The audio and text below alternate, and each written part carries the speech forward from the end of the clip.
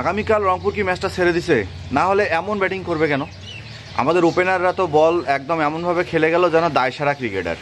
আমাদের middle order এমনভাবে out হয়ে গেল মনে হচ্ছে যে তারা ক্রিকেটের কও বুঝে না। আমাদের নুরুল হোসেন সোহান টিকে থেকে সেট হয়ে আউট হয়ে গেল, সাইফ হাসানও আউট হয়ে গেল। সব মিলায় রংপুর যে আমাদের মান ইজ্জতটা নিয়ে টানাটানি করলো রে ভাইয়া, এতে কি মুখে কাপড় দিয়ে বেরোবো? না, ব্যাপারটা আসলে তেমন কিছুই না। একটা ম্যাচ হারতেই পারে, এতগুলো অভিযোগ আমরা রংপুরে নিয়ে করবো না, কারণ রংপুর একটা ব্র্যান্ডের দল। রংপুর তৃতীয়, মানে অনেকেই তো বলছেন রংপুর তৃতীয় শ্রেণীর দল যখন খেলা শুরু হয়েছিল, তাই না? আসলে ব্যাপারটা এমন না। দেখেন, একটা দুইটা ম্যাচ না হলে তো আমরা দুর্বলতাগুলো খুঁজে পাবো না। এটা কার কথা? আমার কথা না, রংপুরের সহকারী কোচ মোহাম্মদ আশরাফুলের কথা, যে একটা দুইটা ম্যাচ যদি না হেরে যাই তাহলে কিন্তু আমরা আমাদের ভুলগুলা ধরতে পারবো না, এবং ভুলগুলো যদি ধরতে না পারি তাহলে সামনে তীরে এসে তরি ডুবানো ছাড়া আর কোনো উপায় থাকবে না।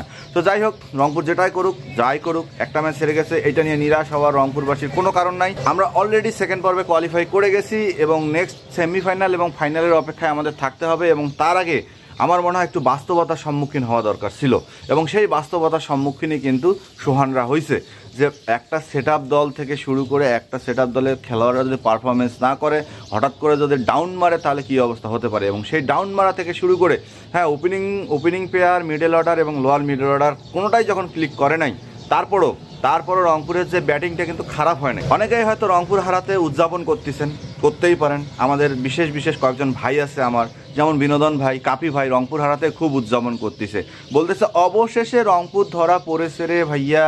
এভাবে চিল্লি করার কোনো মানে হয় না, কারণ একটা ম্যাচ একটা দল হারতেই পারে, কারণ টানা 8টা ম্যাচ জেতার পর হ্যাঁ বিশ্বের এমন কোনো শক্তিধারী দল নাই যে তারা সারা জীবন অপরাজিত থাকবে একটা টুর্নামেন্টে। আর সারা জীবন যদি অপরাজিত রংপুর থাকতো তাহলে দেখতেন সেমিফাইনালে হারে গেলে, এই হারটা যদি খালি সেমিফাইনালে হারে যেতাম তাহলে দেখতেন মানে এক একটা কন্টেন্ট ক্রিয়েটার কীভাবে করতো। যাই হোক, রংপুর হারে যাওয়ার পর রংপুর ফেসবুকের যে পোস্টটা ছিল যে পচা শামুকে আমরা পাটা কি কেটে দিলাম, কথাটা কিন্তু আসলেই সত্যি।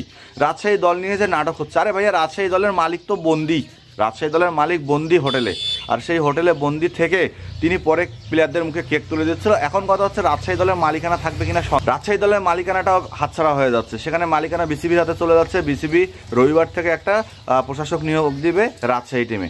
সব মিলে রাজশাহীর যে একটা হজবঙ্গ অবস্থা, একটা যে পচা শামুককে রাজশাহীকে যে উল্লেখ করছে রংপুর রাইডার্স তাদের ফেসবুক পেজে, আমার মনে হয় খারাপ কিছু বলে নাই, ঠিকই বলছে।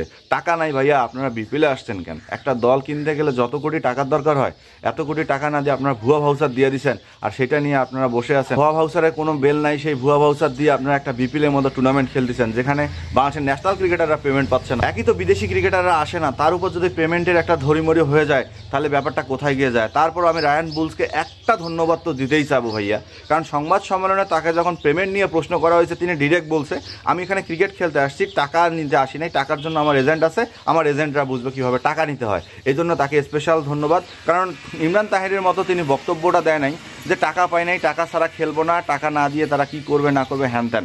তো এই জন্য তাকে ধন্যবাদ যে তিনি মানে ভিতরের কথাটা প্রকাশ করে নাই। আর রাজশাহী টিমের প্লেয়ারদেরকেও ধন্যবাদ যে তারা মিডিয়ার সামনে এসে এখনও পেমেন্টের কথাটা প্রকাশ করে নাই, যার ফলে আমাদের রংপুর রাইডার্স তাদের ফেসবুক পেজে একদম সুন্দরভাবে একটা শামুকের উপরে লিখে দিছে পচা শামুক।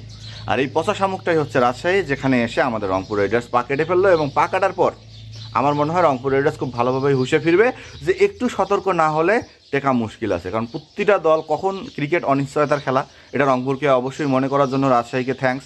কারণ যে কোনো মুহূর্তে যে কোনো দল টি-20 ক্রিকেটে বোমা বাস্ট করতে পারে, এবং যে কোনো ক্রিকেটার যে কোনো মুহূর্তে তাদের নিজের সেরাটা দিতে পারে, কারণ একটা প্লেয়ার তো খেলাধুলা শিখেই ক্রিকেট খেলতে আসছে।